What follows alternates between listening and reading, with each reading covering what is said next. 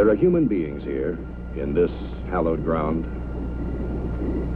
Their earthly bodies long since turned to dust. But what about their souls, their minds? Are they here too? You are about to see one of the most extraordinary films of our time. A movie that dares to investigate the possibility of life after death. Everything you will see is based on the scientific studies of parapsychologists and doctors, as well as on the testimony of real people who were pronounced dead, yet miraculously recovered, and lived to tell of their incredible journey.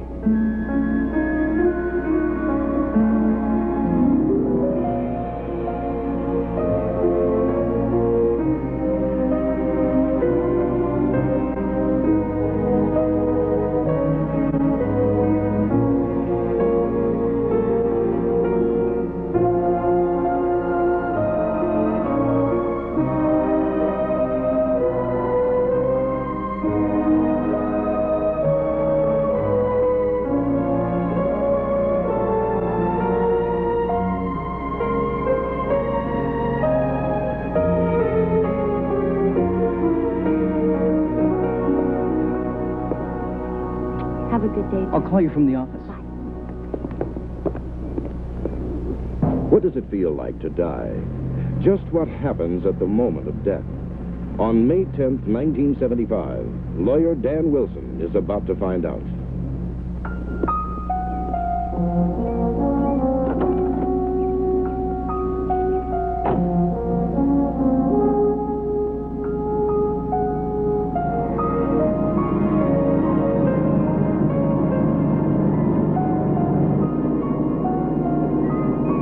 The time is 8:15. Wilson is taking the same road to work he has taken for the last 6 years.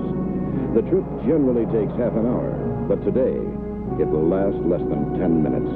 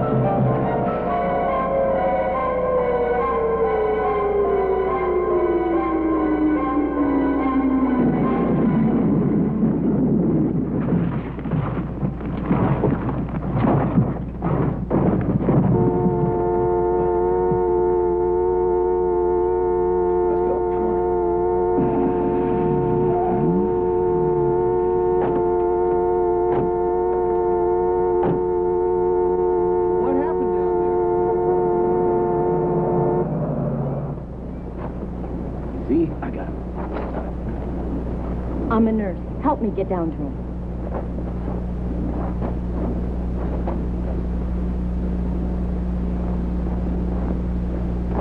His heart stopped.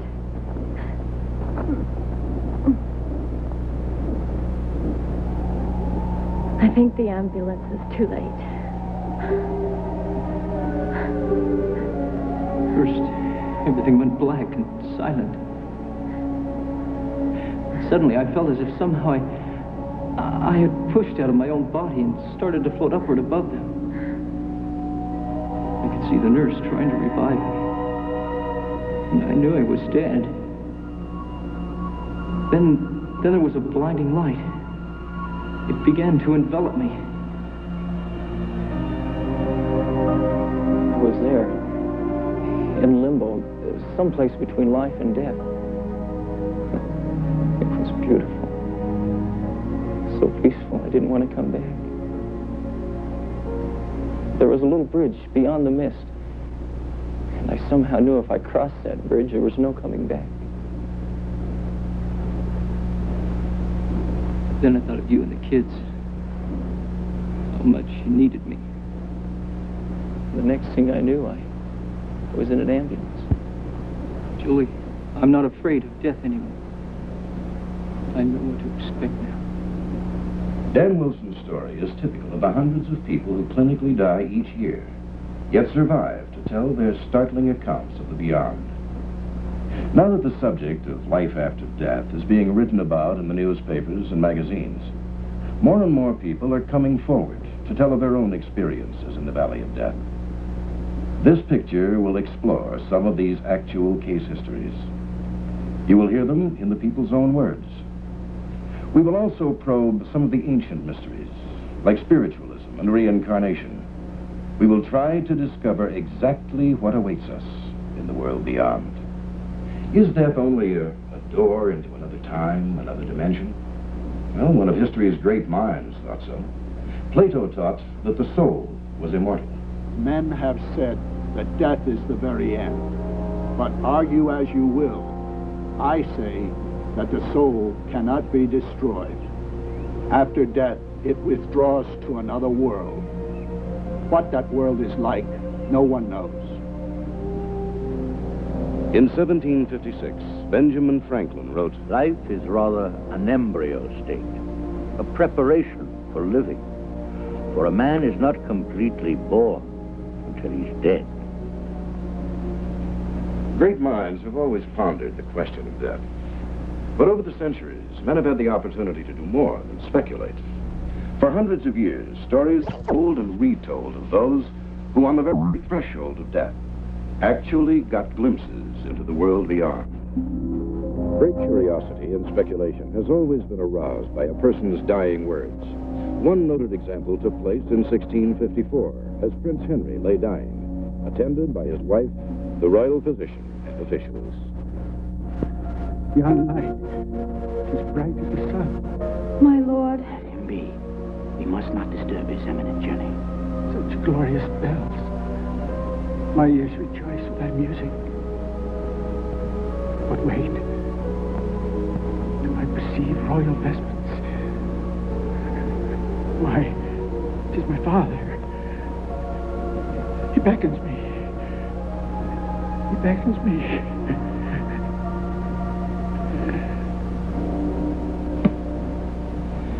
Did Prince Henry really see into another world? Or was he just hallucinating? Stories of dying people who have looked into eternity have been printed and written about for many years. Listen to the dying words of these famous people. In 1861, world-famous poet Elizabeth Barrett Browning spoke these words from her deathbed. Could her observations be true, or merely hopeful speculation? It is beautiful. The famed aviation pioneer Eddie Rickenbacker, after a near-fatal plane crash. Dying is the sweetest, tenderest, most sensual sensation I've ever experienced. In 1931, these were the last words of Thomas Edison. It's very beautiful.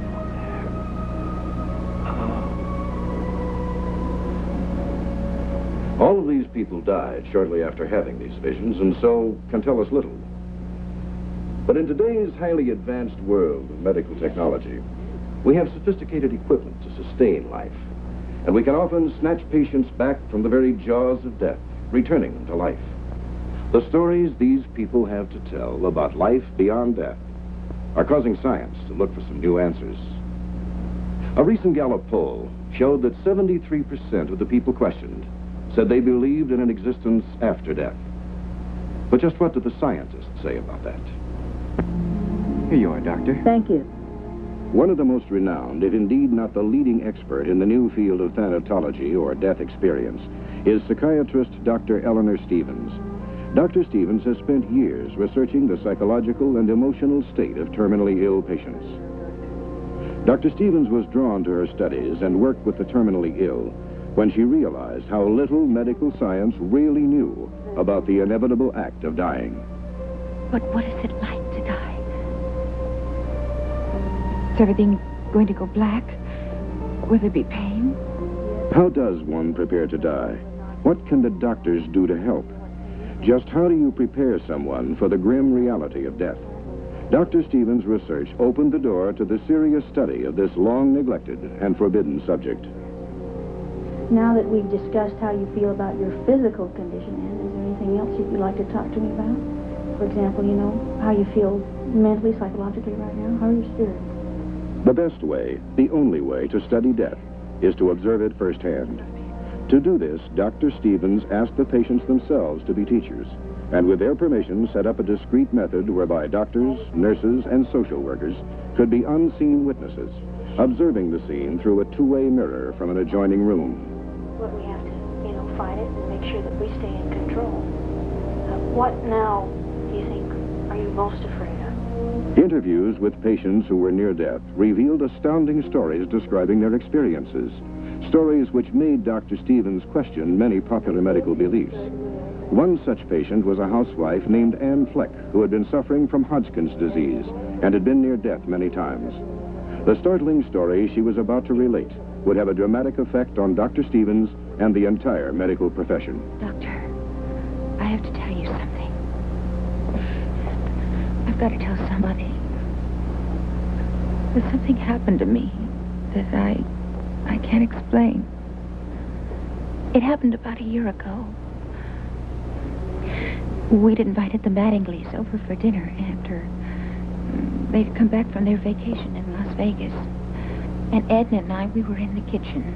And Hank and George, they were in the living room. Sunshine every single day. Beautiful shows every night. I think Hank liked them a little better than I might like him to. They were fun. George, you should see some of those shows in Vegas. I mean, you wouldn't believe it. You know, one of their shows claims that their costumes cost over $500,000. Can you imagine that? Ann! What's going on in there? Ann? Ann? Ann? Is she hurt? She just collapsed. Listen, go call an ambulance and Dr. Morse. The numbers are right next to the phone, okay? Yes. Let's take her upstairs. Okay.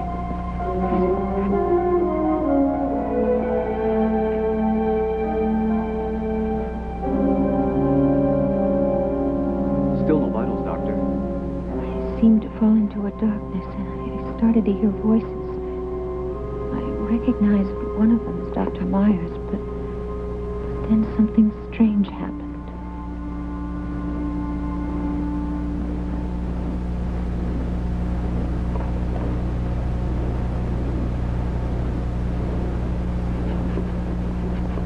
She's been gone for 15 minutes, Doctor. Keep trying. But she's dead, Doctor.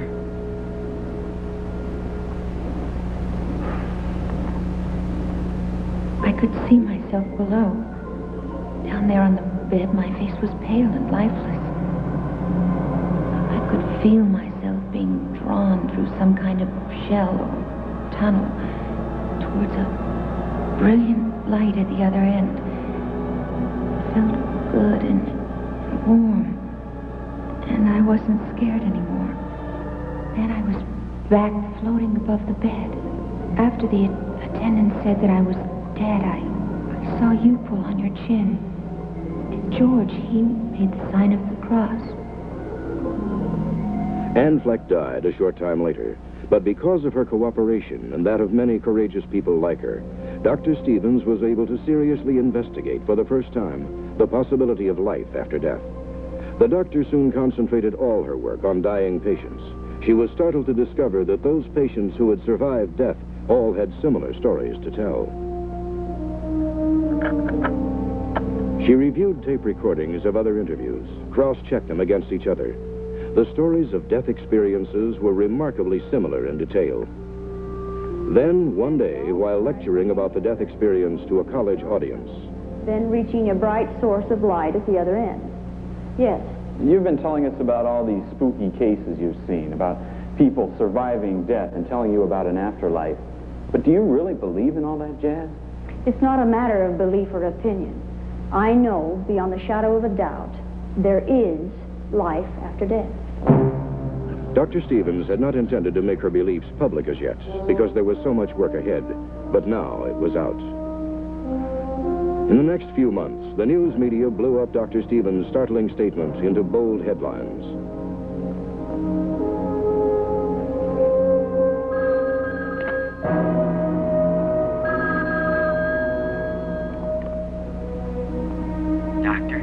Cranks began to call, Okay, now, let's not be hasty. offering to commit suicide in the name of research. Gentlemen, I want you to understand. Despite Dr. Stevens' contribution to our understanding of dying and death, clergymen were upset because the doctor was attempting to explain scientifically what they claimed to be a matter of faith. But it wasn't simply a matter of faith to Dr. Stevens' patients. Anne Fleck knew what she had lived, or rather died through. Everyone who's been through death's door has a story to tell about what it was like on the other side. Like Byron Temple. Byron didn't expect to die on that day after Christmas in 1974. But that's just what he did. He died. Temple was a 40-year-old construction worker. He had never considered himself a devoutly religious man. Yet for him, his journey into the world beyond produced startling religious implications. Oh, that's it. I gotta get in here. Watch it.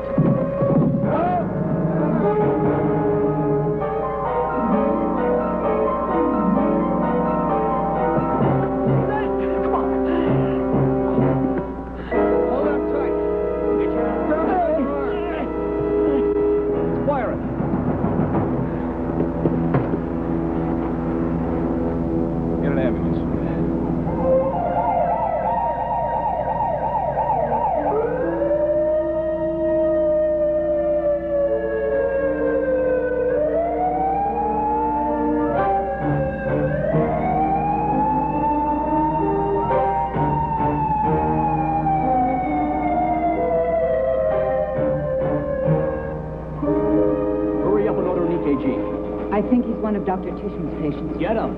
Yes, doctor. I can't get a pulse.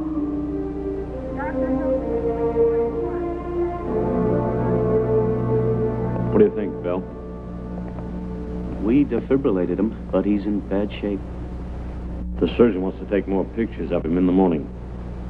I'm afraid there's no need for that. I don't think he'll last the night. What did the specialist say? Jim. Sharon, we've done all we can for him. All we can do now is pray.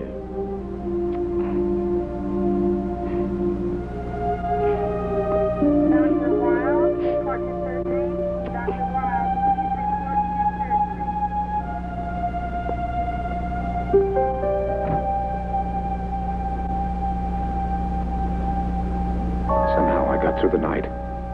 And the next day, just after 2 in the afternoon, I was aware of the nurses fussing around my bed. I couldn't seem to talk, but I could hear them. I couldn't believe how it happened when they told me. He was trying to save this other man, and he reached over, and he fell over the ledge. He's arrested. I'll get the doctor. Right.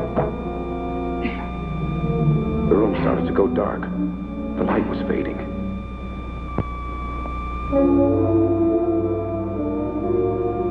Doctor, I tried external heart massage, but I couldn't raise any pulse at all.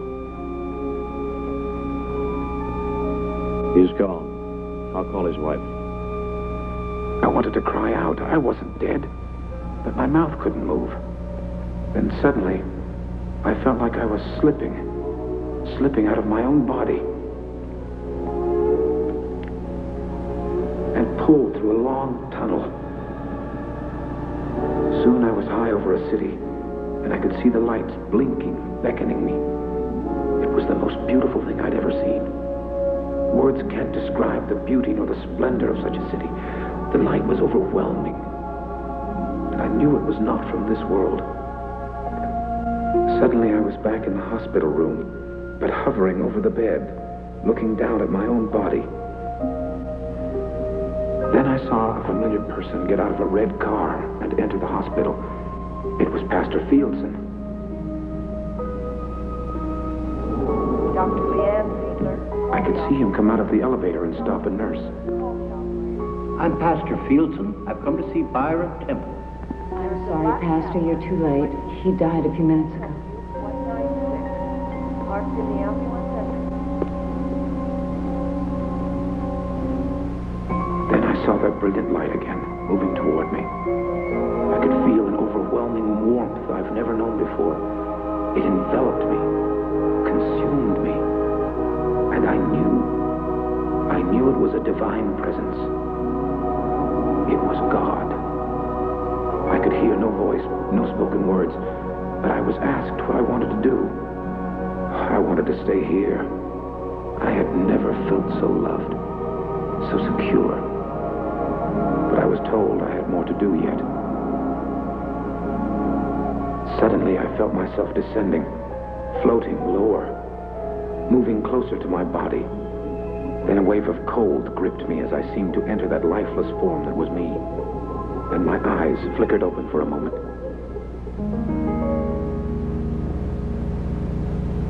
He just opened his eyes. What? But he can't be alive. The doctor pronounced him dead a half an hour ago. I don't believe it. I can't believe it. Forgive me, Jim, but you must have been wrong when you pronounced him dead. Bill, that man was clinically dead. He had no heartbeat for over half an hour. But you know the brain can't last that long without oxygen. If he did, he'd be a vegetable by now. But he isn't. There must have been some brain damage. You heard what he said about those lights. About seeing... God? Surely you don't believe that. I don't know. I've never died and lived to tell about it.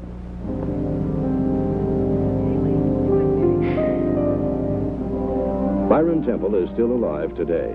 One conclusion from his story is seemingly inescapable. His experience clearly implies the existence of what is commonly called the soul.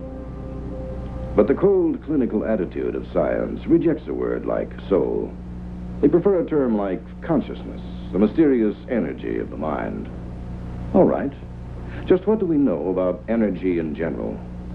The law of physics regarding energy states, as wood burns, it turns to ashes. Steel melts and becomes a molten liquid. In other words, energy cannot be destroyed. It can only be changed into another form, like splitting atoms for a nuclear bomb.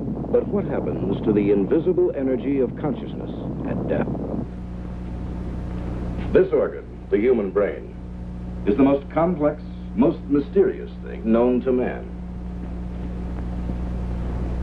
We know it emits energy because we can measure its wave activity, electrical impulses, alpha waves, among others. Today, scientific research centers are springing up all over the world, where parapsychologists are devoting themselves to just one field, the mysterious energy released by the human brain.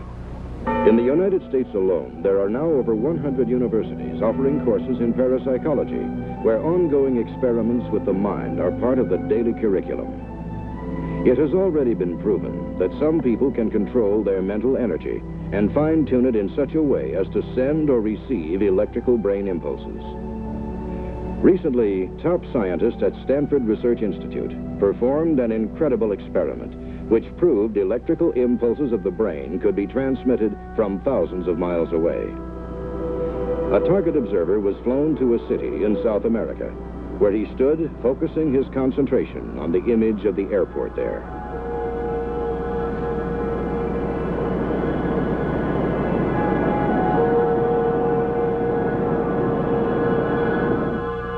"2,800 miles away in California, the test subject received a mental picture and sketched what his mind saw.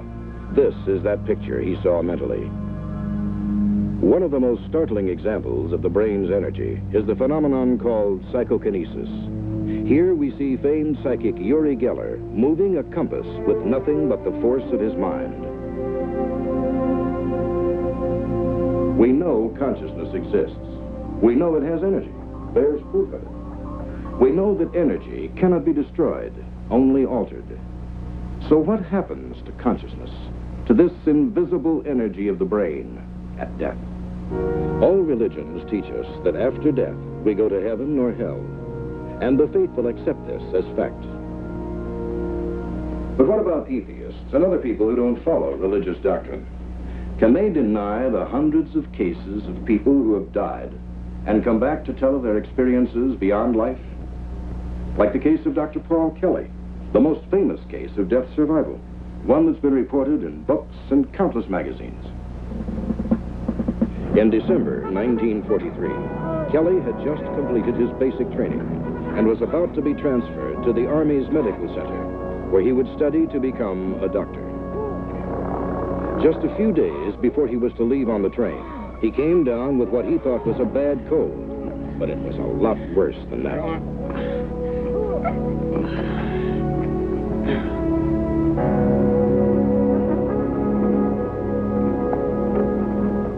What a lousy piece of luck.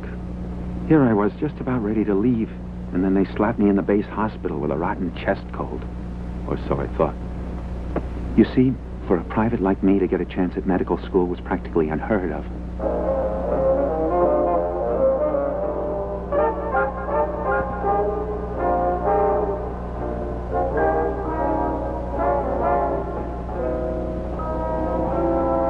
I was convinced that if I missed that train, my chances to become a doctor were over forever.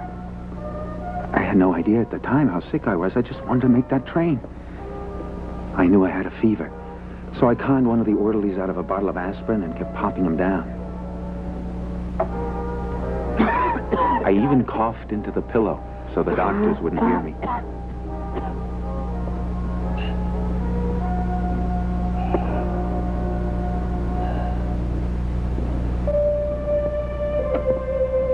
On December 19th, I was taken to the recuperation wing, and a jeep was scheduled to pick me up at 4 a.m. to take me to the railroad station.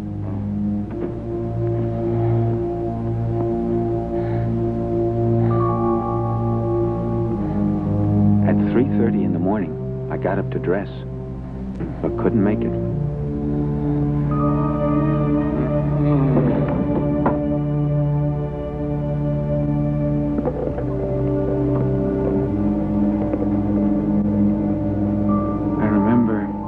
Put on a stretcher and pushed down a long hall.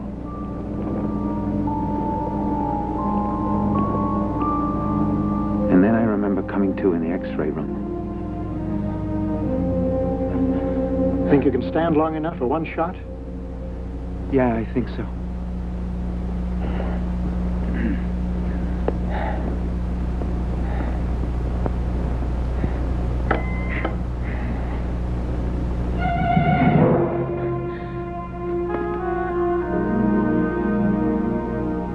106.5, still going up. How can a man with such an advanced case of pneumonia be scheduled for release this morning? The staff's overloaded. There's flu epidemic. That's still no excuse. This man is dying. Nurse?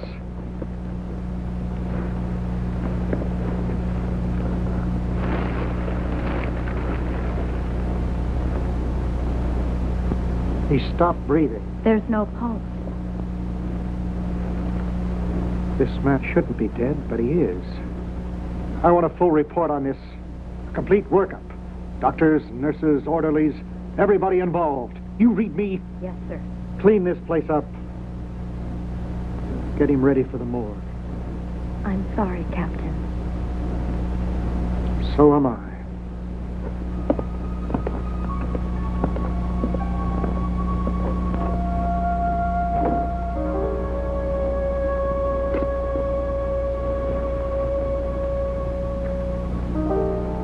After the X-ray room, the next thing I remember was waking up in a small room and seeing a little lamp burning on an end table.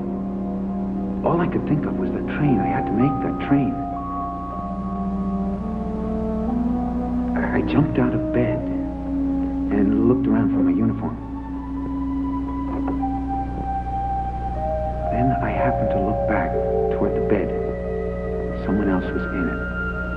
The same bed I'd just gotten out of. How'd he get there? I was just in that bed a minute ago. Then in the dim light, I saw the gray skin of his arm, a lifeless hand. Whoever it was, he was dead. There was a fraternity ring on one of the fingers exactly like mine.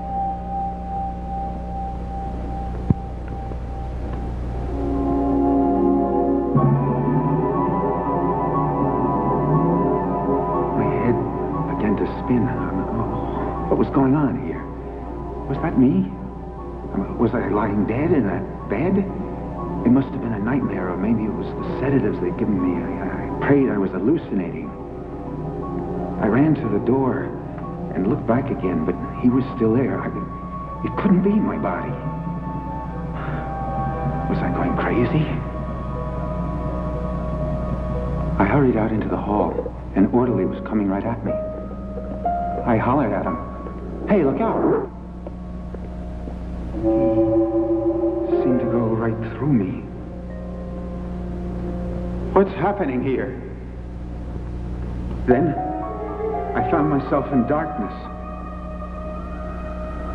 Where was the hospital? Where was I?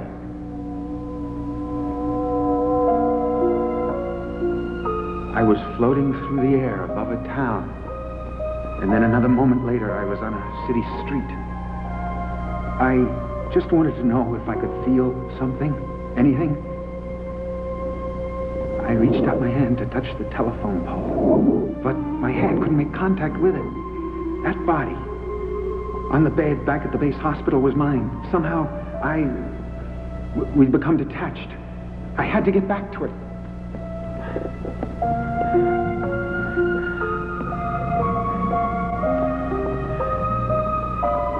Hey.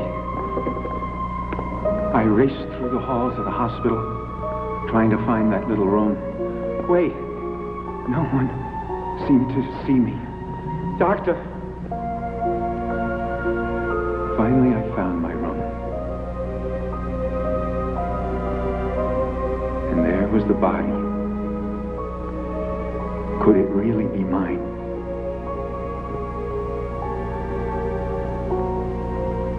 I tried to pull off the sheet, but I couldn't grab it.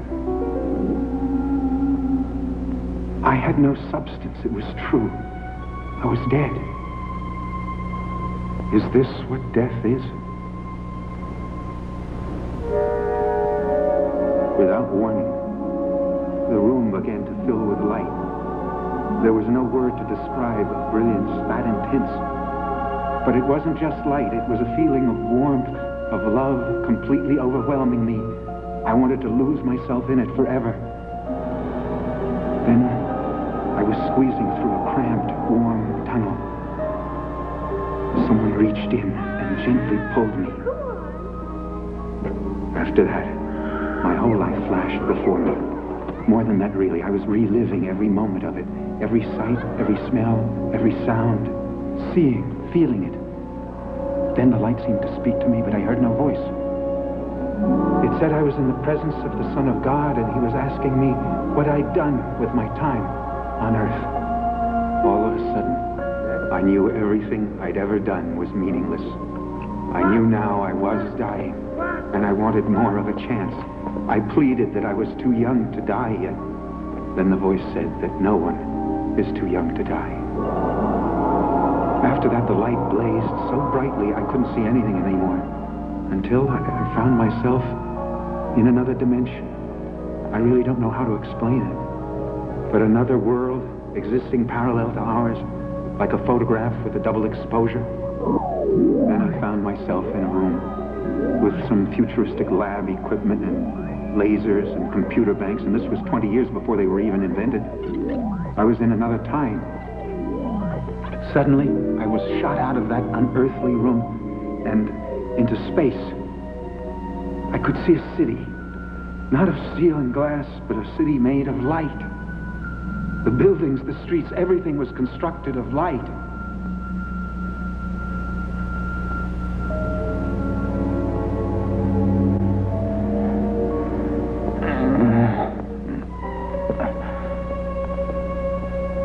You can check for yourself, Doctor. I swear I heard him. He's breathing. But he was dead. You checked him. We both checked him. He's been dead for 9 minutes. A few weeks later, they were ready to discharge me from the hospital. All I could think of was what I'd experienced. I was confused, troubled. I couldn't wait to be alone in that room so I could have a look at the chart. And there it was, in print. It was official. Private Paul Kelly died December 20th, 1943. 05, 1600 hours, double lobar pneumonia. Patient revived, 05, 2500 hours. No sign of brain damage. I was hoping to get that chart out of here before you saw it. I don't understand this, Captain. Look, you're going to study medicine. You'll soon find out that the more you learn, the less you understand. No, this says I was dead for 9 minutes. Now, even with my limited knowledge, I know that the brain can't survive that long without blood. Well, I say that. Well, how do you explain this? I can't. At least not in terms of natural explanations. Well, then you must have been wrong when you pronounced me dead. Look, Private Kelly, I'd like to agree with you, but I can't. Since this war began, I've watched dozens of men die. Checked them and rechecked them to make sure. I know death when I see it. It isn't only the vital signs, the lack of heartbeat, pulse. You begin to recognize death, to smell it, to sense its presence. Only God knows what happened in this room. But you were dead. You were dead for 9 minutes. For 10 years, I didn't tell a soul what happened to me in that room. Later, I told my wife, and it was years before she could bring herself to believe it. 20 years later, in 1963, Dr. Paul Kelly, by then a prominent Charlottesville psychiatrist, finally revealed his incredible experience of life after death.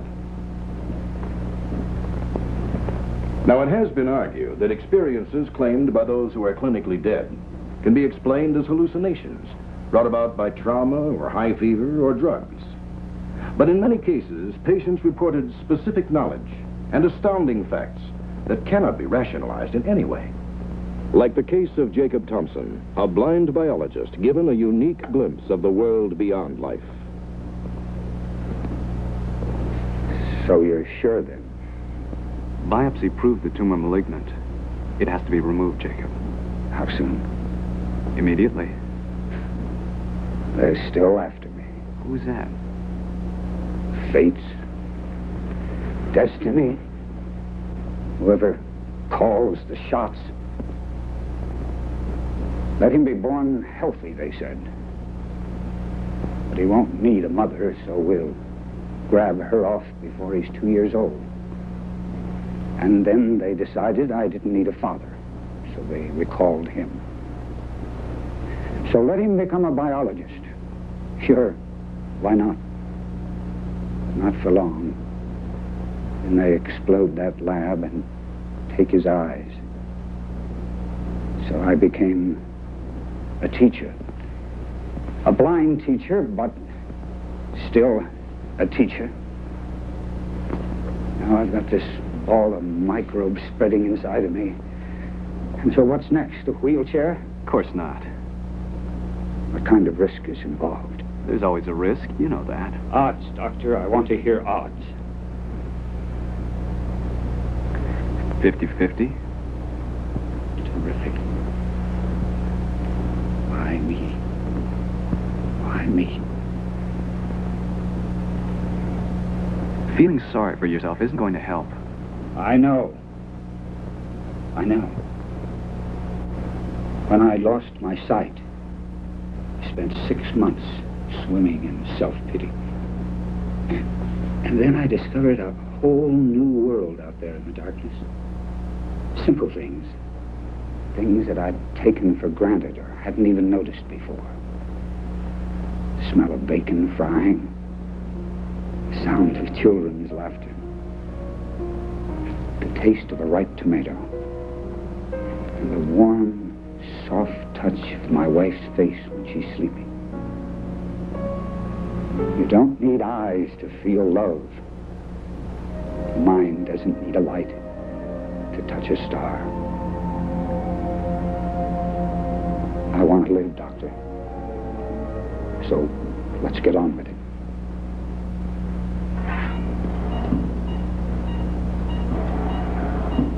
Over there, more to the left.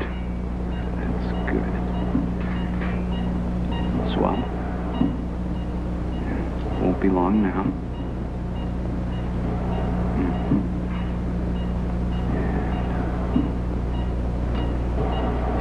Bad.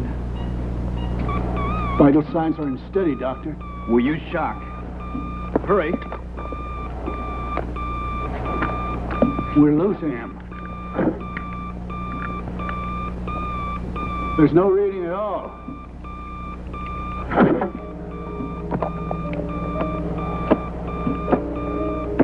It's no use, Doctor. He's gone. Adrenaline!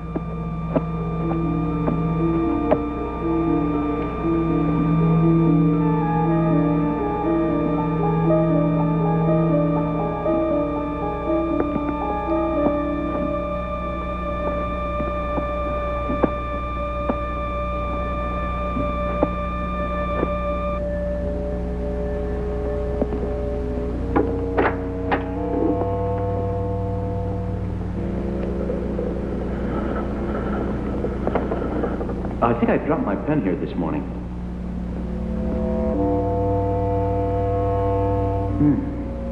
That's funny. Could have sworn it was around here. He moved. What? The one we just brought in. He moved. This guy's still alive. Get a doctor.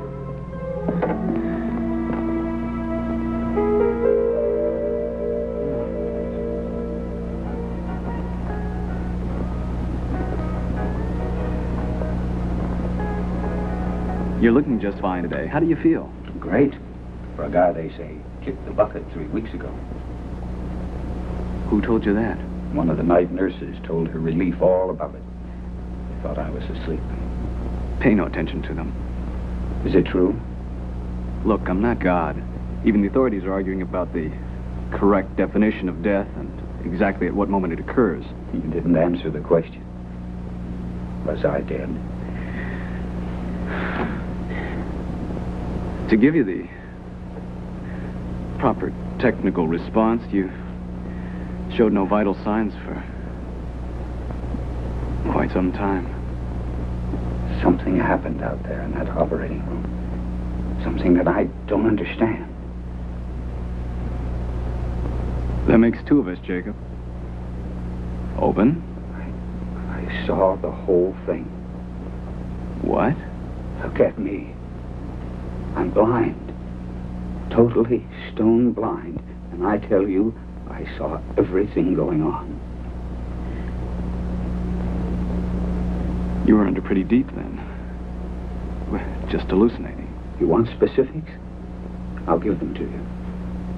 The nurse was carrying a couple of things to put on my chest, and she dropped one of them. And then you leaned over me, and your glasses slipped down, and you pushed them back. And then you took a large syringe and put it right here. What else did you see? There was a bright light. Okay, we come in? Come on in. Jacob, these are two men who really saved your life. How are you doing? Fine. Better than expected. Listen. That pin you lost, it was under the table in the corner of the morgue, wasn't it? Yeah, but how did you know that? I saw it there. You saw it? But I thought you were blind. Thanks for stopping in, boys. Well, hang in there, Mr. Thompson. How could that totally blind biologist see such minute detail as he described to the doctor? Get some rest now, Jacob. In no way could it be considered a hallucination. What then? ESP? Did Jacob Thompson merely read the mind of the doctor? Of the orderly who lost the pen? Are these death experiences merely common psychophenomena? To find out, let's consider the story of Amy Parker, one of the most convincing and astounding cases authenticating the death experience. Then just when are you going to start teaching me how to fly? In time. In time. Sure, sure. After you monopolize the plane for yourself. You're just like a kid with a new But it's such a beautiful day to fly and just relax. You're the one that's always so safety conscious. Suppose something happened to us when we were up there at 6,000 feet. Oh, come on. You're reaching. And I didn't know how to get us down. I couldn't very well call for the auto club to come get us. Okay, you win. I'll give you lesson 1 today. I love you.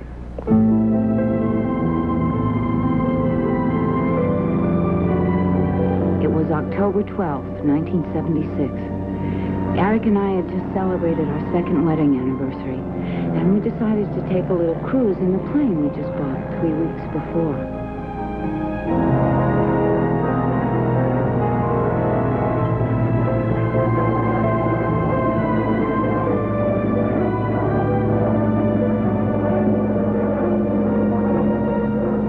Now, this is what I call really living.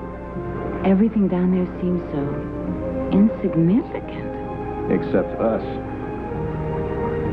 Buying this airplane was the 2nd best thing I ever did. Marrying you was the first. Now, start slowly. Lesson number 1. Straight and level flight.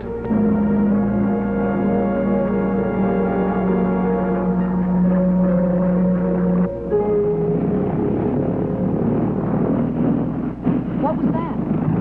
I don't know. There's plenty of fuel. It doesn't figure. There's no power. It's gonna stall!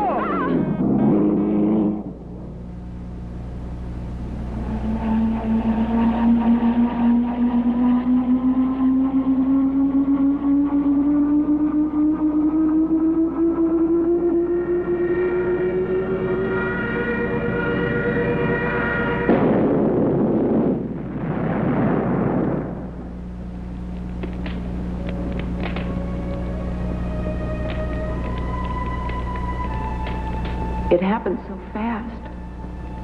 So fast. When I came to, just for a minute, Eric was slumped against the instrument panel. And then everything went black. But after a while, the darkness began to slip away. And there was this magnificent, pure light. It was radiant. It was brighter than the sun, but it didn't hurt my eyes. It made me feel peaceful and warm. Then I saw Eric standing outside the plane, and I wondered how he got there. He was wearing different clothes, the new blue suit he just bought, and he wasn't wearing any shoes. I could hear Eric begging this man for forgiveness. I was really mad. And why should Eric do this? What had he done? And who was this man, this stranger? Then all of a sudden, I knew who it was. Nobody spoke, but I could hear his name.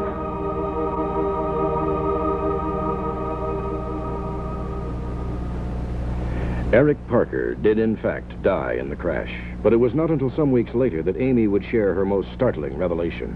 See that rose bush over there? Mm-hmm. He bought it on sale for half price. It was dying.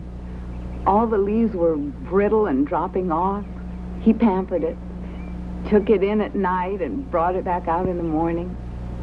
He babied it. He gave it new life. Just he gave me a new life. Memories are peculiar things, Amy. They can comfort us or they can torment us. Let yours warm you, not hurt you. It's the way Eric would want it. It's been almost a month since the crash, and you're the first one who's even mentioned Eric's name. Everybody keeps avoiding it, as if he never even existed. They're only trying to make things easier for you. I didn't even get to go to the funeral. You were in the hospital. There was a reason I asked you to come here, Reverend. You're the only one I could even hope might understand. I'll try. I didn't want to ask anyone else because I was afraid to.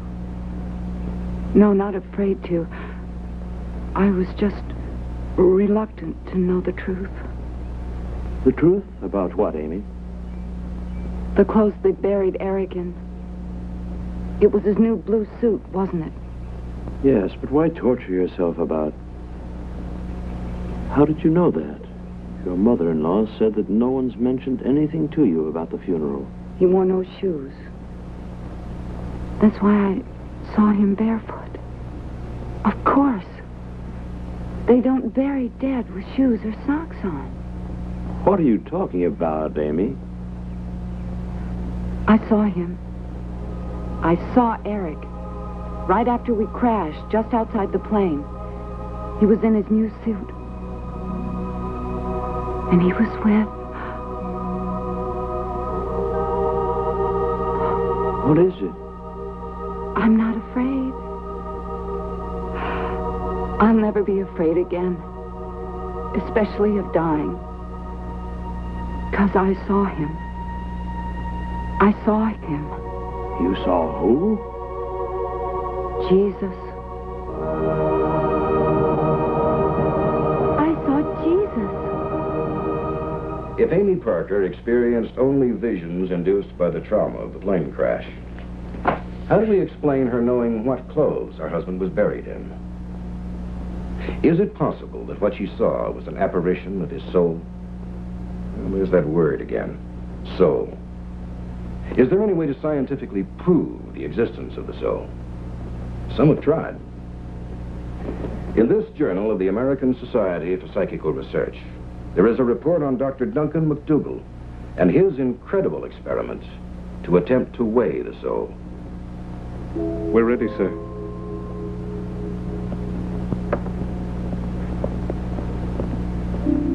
In McDougall's experiment, he constructed a special bed with a light framework. It was mounted on delicately balanced scales, which were sensitive to 0.2 of an ounce.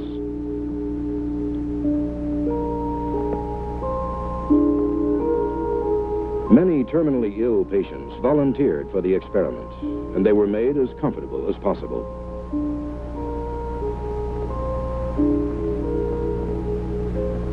Weight loss continues at a steady rate of 1 ounce per hour. That's normal evaporation of the body fluids. It was unthinkable to Dr. McDougall that consciousness should exist in the brain, yet not occupy space. Solids, liquids, and gases all have weight. Therefore, it was conceivable to him that if there was a soul which departed from the body at the precise moment of death, then there should be a subsequent and noticeable loss in the patient's weight. He hasn't breathed for minutes now. But he's still alive. His facial muscles continue to move. But he's weakening faster now.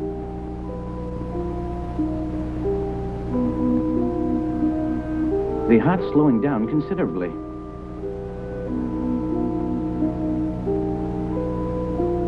It stopped. It dropped 3/4 of an ounce, precisely when his heart stopped.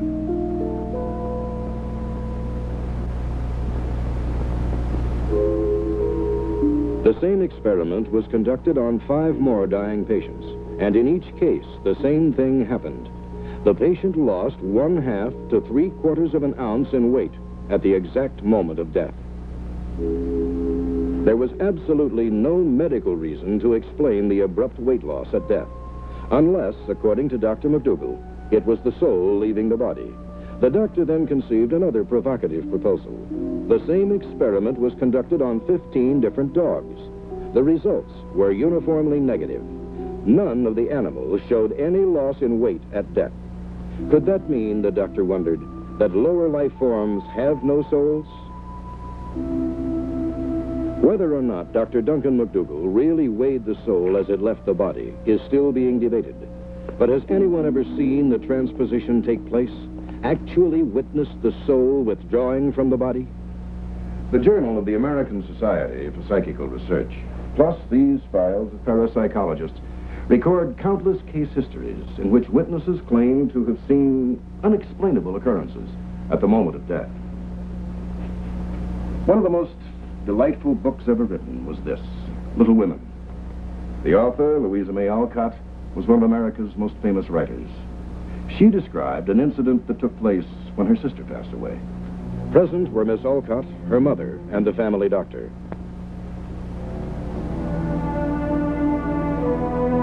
There were no indications that anything extraordinary might happen. But then, at exactly the moment of death,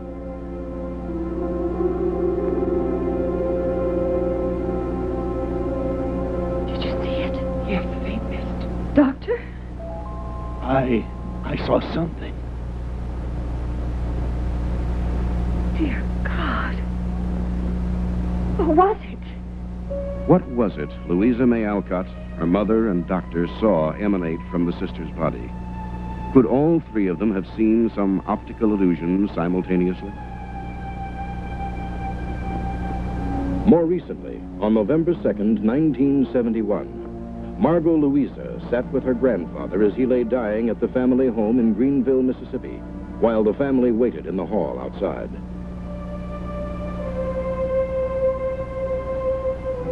We knew Grandpa had only minutes to live. The doctor said death would come at any moment now. We decided the room shouldn't be crowded with people, so I asked to be alone with him. Grandpa was one of those old-school Italians and had always been a devout Catholic. To him, death was going to heaven, seeing his mother and father, all those who had already passed on.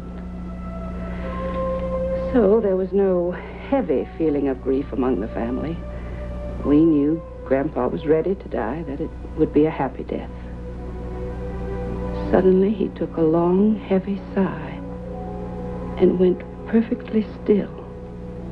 Tears began to well up in my eyes because I knew he was gone.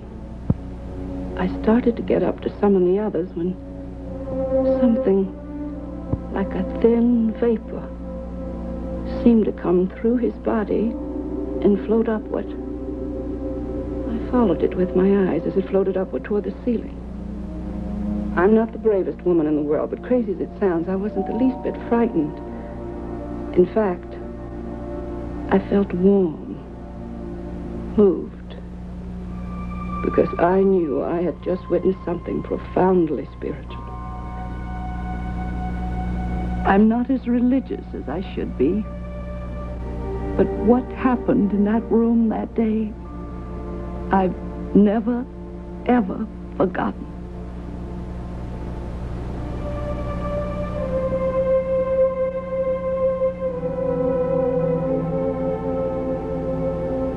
In 1911, a French photographer named Baraduc shared his wife's fervent belief that upon death, the soul left the body. Years before, she had extracted a solemn promise from him. Whoever died first, the other would attempt to photograph the exact moment of death. When the time came and it was she who was dying, Baraduc had to struggle against his grief, but he made good his promise and photographed his wife just as the last breath of life left her body.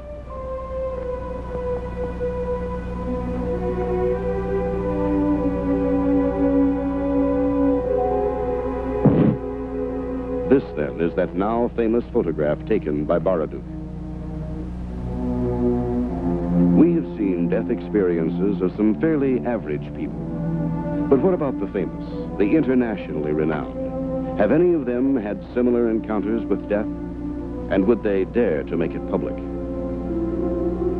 Just after midnight on July 8, 1918, a 19-year-old reporter believed he had been killed by a trench mortar shell. According to a friend, George Hickok of the Brooklyn Daily Eagle, the following is that young reporter's own account of his fleeting journey into death. Here, then, are the actual words of Ernest Hemingway. I felt my soul, or something, come out of my body, like you'd pull a silk handkerchief out of a pocket by one corner. It flew around and then came back in again. And I wasn't dead anymore. Later, Ernest Hemingway recreated this personal account of death in Chapter 9 of his great war novel, A Farewell to Arms, on page 54. So far, we have seen that there are 14 elements common to the experiences related by all those who claim to have died and seen beyond. Some of these are a loud buzzing, an intense white light that seems to overwhelm them, finding themselves out of their bodies, floating above the scene and looking down on their own bodies, seeing their lives rush before them. And most of them reports seeing something that they knew represented a borderline between this world and the next. A door, a bridge, a body of water. And somehow they knew that if they ventured beyond that point, they would never return to the land of the living. The most graphic examples of this occurred in the death experience of Ursula Phillips. For her, the point of no return took the appearance of a gate. Our little girl, about to have her third child. Think of it, Sam. Our baby with 3 of her own. Seems such a short time ago when she came in here on the day of the high school prom, crying her heart out just because she had a cold sore on her lip. Now she has her own children. Oh, where did all the years go, Sam? They're still around. In this house, the yard, tucked away somewhere. So we can take them down every now and then and shake them out, enjoy them again, like now. That was the doctor who phoned just now, wasn't it? He was just asking how you are. Reminded me not to give you anything to eat after 6. It's a dangerous operation, I know it. I could tell by the way he keeps pulling her aside when we're in the office. Phoning you. Now, don't go making it such a big thing. I just can't help. I'm afraid of dying. Hey, now, you're being just downright silly, sweetheart. Nothing's going to happen to you. I just wouldn't allow it. You've got my word on that. I know that. You've always been right, Sam. About everything. Don't be wrong now. Ursula Phillips' operation took place as scheduled, but once she returned to her room, there were complications.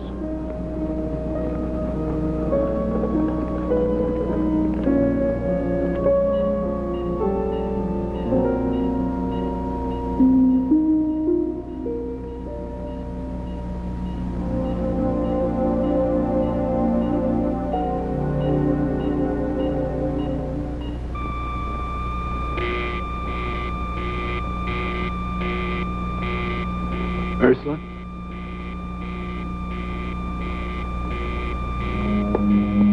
Last thing I remember was being wheeled into the operating room. And then there was darkness, as if I'd fallen into a deep well.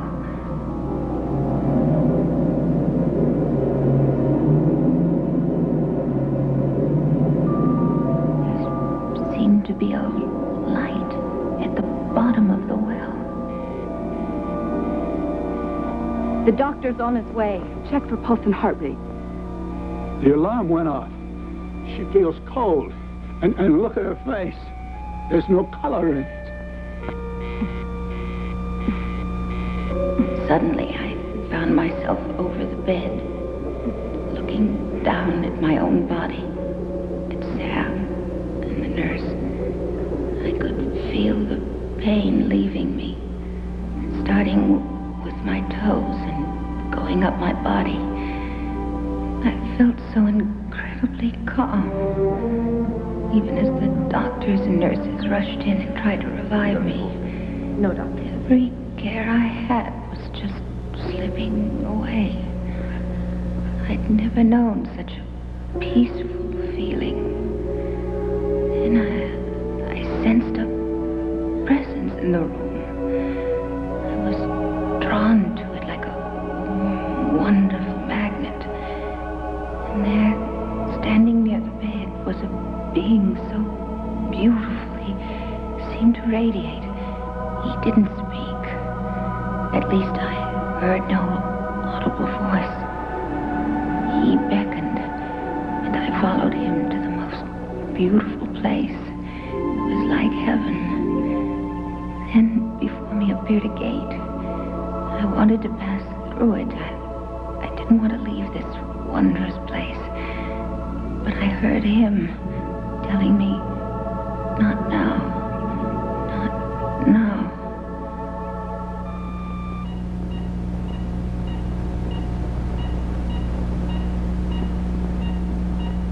Vital signs returning. Then I felt the pain return. It started in my head and traveled down my body to my toes. And I knew I was back among the living. Is it just coincidence that in almost all death experiences, the person saw what was described as a divine entity? Remember, Byron Temple said, I knew it was God. Paul Kelly. The light seemed to speak to me, only I heard no voice. It said I was in the presence of the Son of God. Amy Parker. Jesus. I saw Jesus. People of all faiths, Christians, Jews, Mohammedans, Buddhists, who were clinically dead yet survived, all reported a confrontation with God. This isn't going to be easy for me, Doctor. One patient who survived death was an avowed atheist. Not only did he not believe in God, but he had no religious indoctrination whatsoever. You see, this light caught me. I mean, boy, it dropped over me like a shimmering net. And there he was, this strange man, looking at me with such piercing eyes. Yet they were warm eyes, kind. I wanted to go with him because I knew he was... You know I don't believe in God, but somehow I knew he was a divine presence. Still another frequent element of the death experience is seeing dead relatives and friends who have come to take away the dying one. In many cases, the patient didn't even know the relatives were dead. As in this example of a dying 12-year-old girl.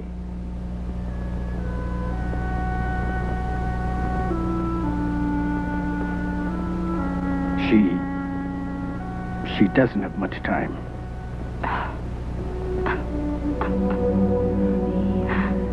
Mommy, he wants me to go with him, but I don't want to. It's the high fever. She's hallucinating.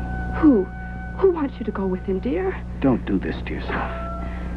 Who do you see, honey? I don't know him, but he's my brother. He keeps calling me. I didn't know you had a son. Why, he's dead. He died before she was born. We never even told her about him. How could she know? Do the dead appear to the dying to guide them into the next world, into life after death? Is it only people near death who are able to see and hear those who have already died and passed beyond? For centuries, spiritualists have claimed to be able to communicate with those departed. And today, professional mediums find a devoted following in people in every walk of life, from housewives to world leaders. And for every professional spiritual advisor shown to be a hoax, there are countless others who defy explanation and baffle the experts. Some, while in a trance, even speak in foreign tongues or in a voice of the opposite sex.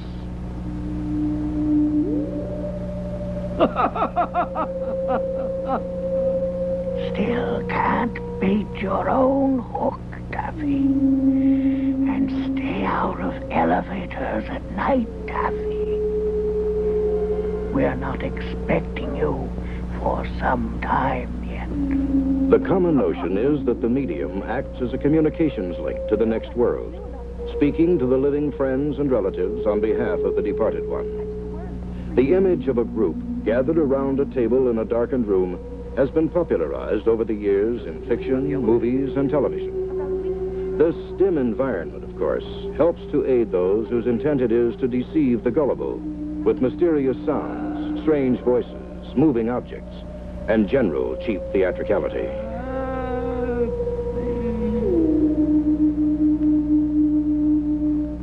Fortunately, the skeptics have not entirely discouraged serious scholars from studying this area. During a seance in Iceland, the spirit of a dead man allegedly spoke through a medium, and a scientific paper on the incident was written by Professor Paul Cresswell, head of the psychology department of the University of Iceland, and his colleague, Thorold Rigby, from the psychiatry department of the University of Virginia. The voice or spirit identified itself, describing how it looked in life. My face was craggy, my nose large and prominent, broken in 2 places. I was working under my truck, repairing my transmission, when the jack suddenly slipped and I was crushed beneath the axle. But the door to this world didn't open for me until I was taken aboard the boat that was supposed to rush me to the hospital. I entered my new life at sea aboard that boat. I died with my hand held by a young woman, a nurse with ash blonde hair.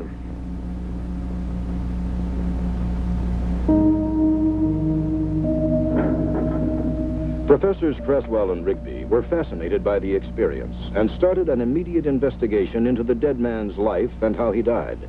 Every single fact given at the seance proved absolutely accurate. Right down to the nurse who was on duty aboard the boat that night.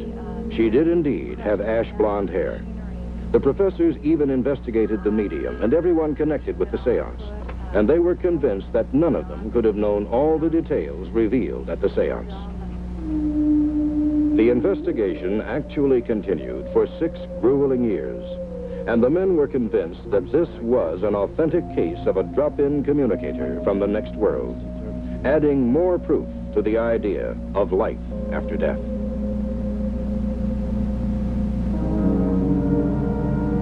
The famous escape artist and magician, Harry Houdini, devoted much of his life to exposing phony spiritualists, but not because he didn't believe in an afterworld.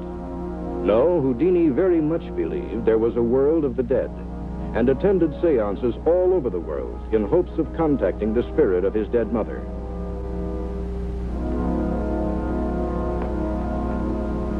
Harry Houdini had no success in communicating with his mother, but he was not discouraged from his beliefs. Join hands. Before his death, Houdini vowed to send a message to his wife from beyond the grave. In 1928, he made good that promise during a historical seance conducted by the noted medium Arthur Ford.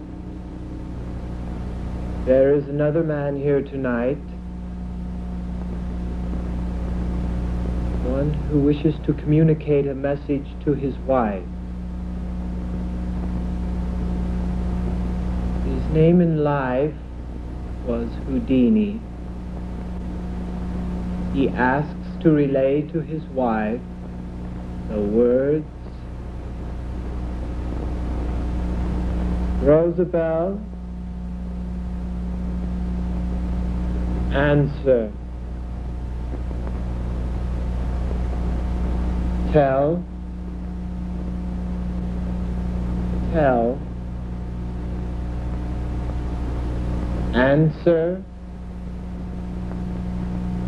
Answer. Learn. Idea. Later, a friend went to see Mrs. Harry Houdini to tell her. Janice, do you have any idea how many people call me, write to me, all swearing that they've had a message from Harry? I know. Most of them are just cranks. Or tricksters trying to grab a few cheap headlines for themselves. Yes, but... Oh, sure, some of them are sincere. But they only imagine that Harry got through to them because they wanted it to happen. It's called autosuggestion. But this message, it was like it was in some kind of code. Code? Really just meaningless words. It didn't make sense. What was it? I wrote it down word for word. Here it is. Rosedale, answer. Tell, answer, learn, idea. That's it. Can you make anything out of it? Yes. What? Before Harry died, we made up a secret code. He said that he'd try to transmit it to me through a third party after he entered the next world. Does this mean something, then? Roosevelt, believe.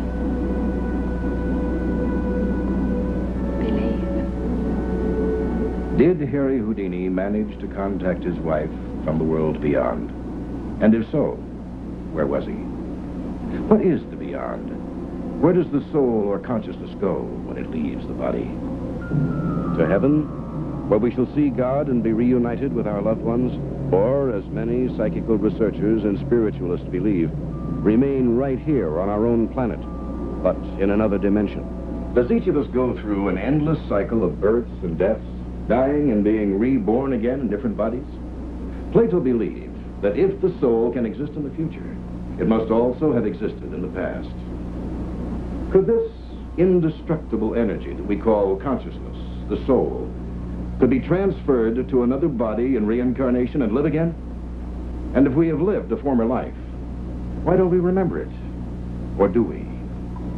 Parapsychologists tell us that lack of memory of another life proves nothing, since most of us have no conscious recollection of our own early childhood either. But what about our subconscious? In 1952, Maury Bernstein succeeded in regressing a Colorado housewife beyond her own birth, back to a former life in Ireland, to a girl called Bridie Murphy. My friends in Belfast are Mary Catherine and her husband Kevin. We love to go there. We spend long evenings sitting around the table in the big kitchen, playing cards and drinking tea. Belfast is so much fun to be in. Though the housewife had never been to Ireland, she spoke with an Irish brogue while in a trance, and her description of her earlier home and other details proved amazingly accurate. Hundreds of cases claiming reincarnation are reported from all over the world every year. This one took place in Bisauli, India, and is well documented. Why do you cook for me when I have a wife in Moradabad who can prepare my meals? Really? And how can a 7-year-old boy have a wife 90 miles away in another town where he's never been? I also have 3 sons and a daughter, and my brothers and I own a biscuit shop called Mohan Brothers. Parmad, why do you speak this nonsense? Where have you heard these things? I ate poisoned milk curds and became ill. Then I died. Wait till I tell your father. Later, the boy's mother related what her son had told her to his father, a college professor. When the boy kept insisting to be taken to Moradabad, the father finally gave in, beginning to become as troubled by the whole thing as his wife.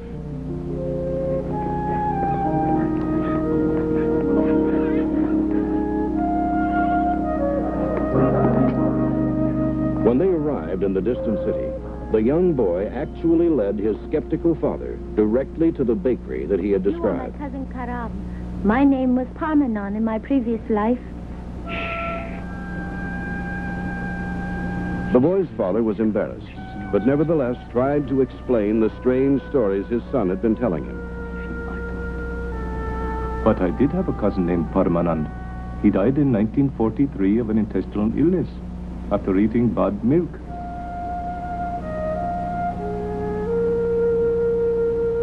Later, the boy correctly identified the dead man's family, pointing out his mother, wife, his daughter, and sons.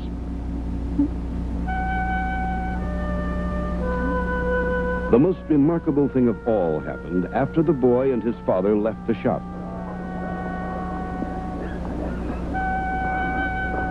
Yasmin, where is the money you owe me? What? The proprietor saw the incident and came over.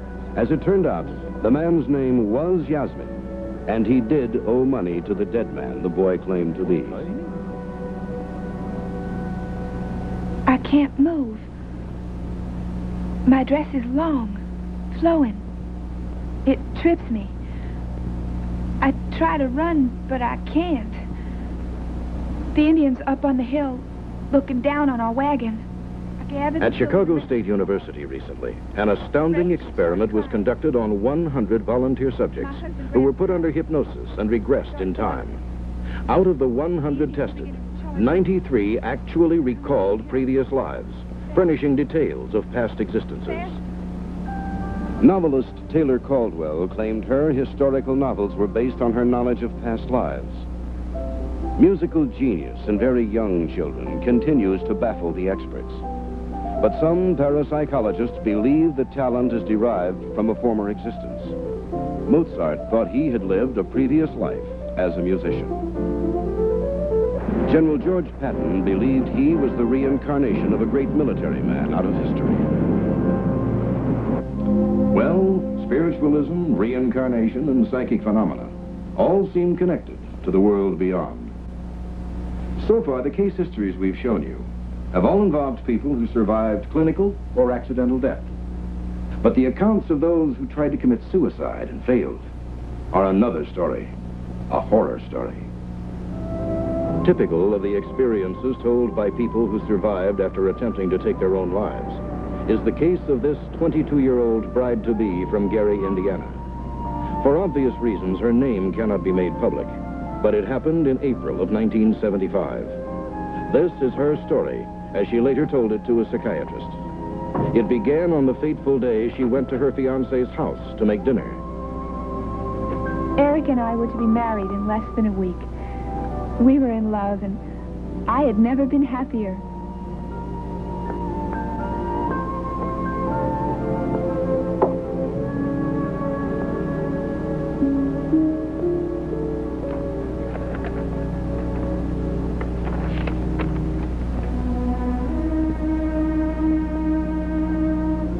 His note said that he was leaving. He'd met another woman, and he'd fallen in love with her, and he couldn't marry me. I couldn't believe it. I didn't know what to do. I knew I couldn't stay in that apartment. I had to get out of there.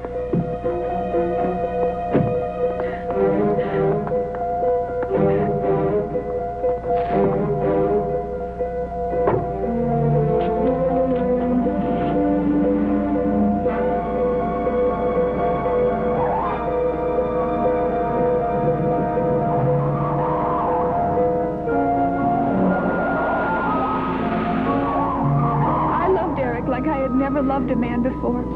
Our wedding invitations had already been sent out, and my parents were going to be here in 2 days. How was I going to face them? My whole world had fallen apart. I didn't care anymore. I decided to kill myself.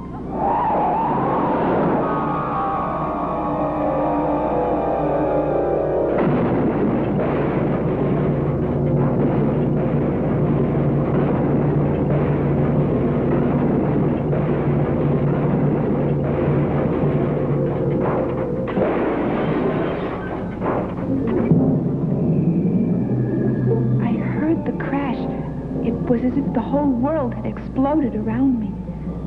And then there was only silence and darkness. Suddenly I was going through a long, dark subway. The pain was excruciating. I tried to scream but couldn't. And I was so cold and terrified. And something started striking out at me. Hands kept ripping at my skin. No, they weren't hands. They were snakes. I came out of the tunnel into some horrible swamp where people, all of them dead, were moaning and crying out. The smell of death was everywhere. Oh, God, pray for me.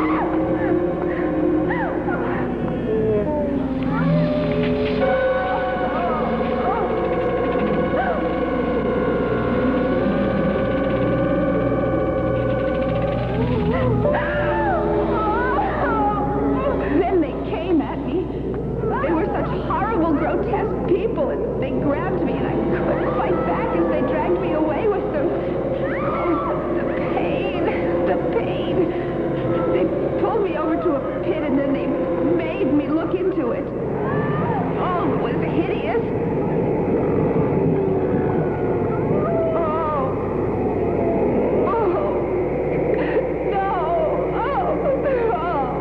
They forced me to watch the grief my suicide had caused my parents and my friends. My head was pushed around to see two small children begging for life. They were my children. Children who would never be born because I had killed myself before they could even be conceived.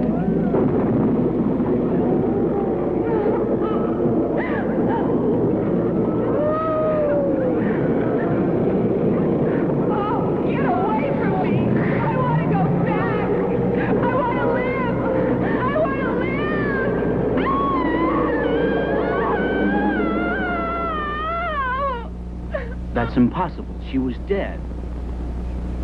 Could God or some unknown force choose to punish those who try to take their own lives? Because in every case of suicides who survived, they told the same kind of horror story as the girl we've just seen.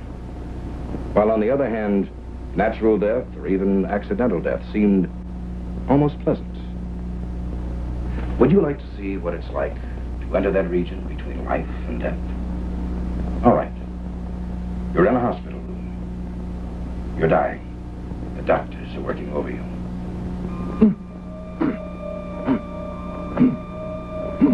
Massage isn't working. We'll have to give him shock.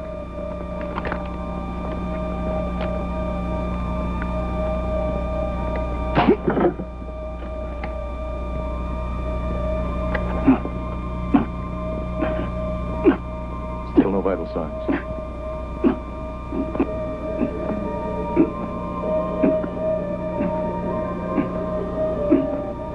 It's too late. The patient's gone. Adrenaline. Yes, doctor.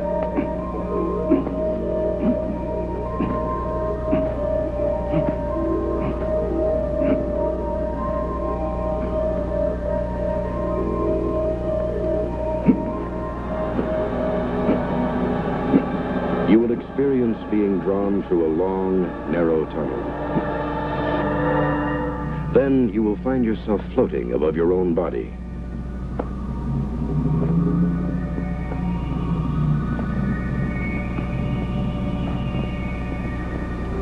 Departed friends and relatives will appear before you.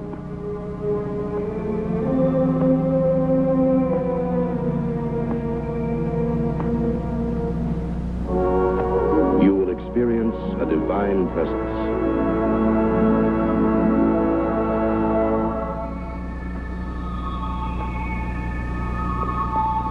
There will be the sensation of actually getting up and leaving the room. Soon, a gate or doorway will appear before you. You will know it to be the point of no return.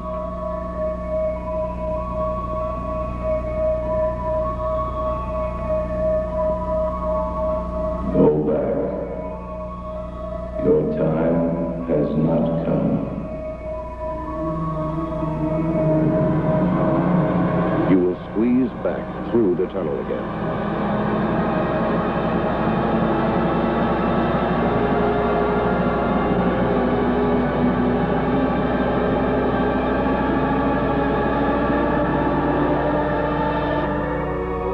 An intense but warm white light will engulf you and bring you back into your body.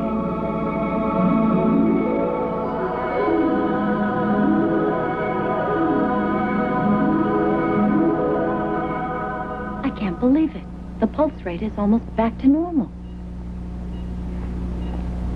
We've presented you with the facts, with the real stories of people who clinically died and returned to tell us of what they experienced. We know that both ancient and modern philosophers believe that the soul survives death. We've heard the testimony of medical men and parapsychologists, seen the stories of actual people who experienced a glimpse into the afterlife. Dan Wilson,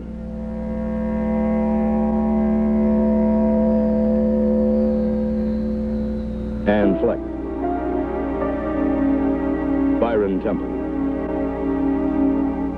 We have explored psychic phenomena, spiritualism, and reincarnation, Scientific investigation into these areas is finally clearing the clouded veil that has obscured them for so long. These subjects are now being lifted out of the realm of superstition and being laid into the realm of fact. Is there a heaven and hell? Or another place for us in a different time or dimension? If you're a religious person, you already believe in life beyond death. If you're a scientist, you're still trying to figure it out. But one thing is certain. Something awaits us. And one day we shall all find out. In the end. Or is it the beginning?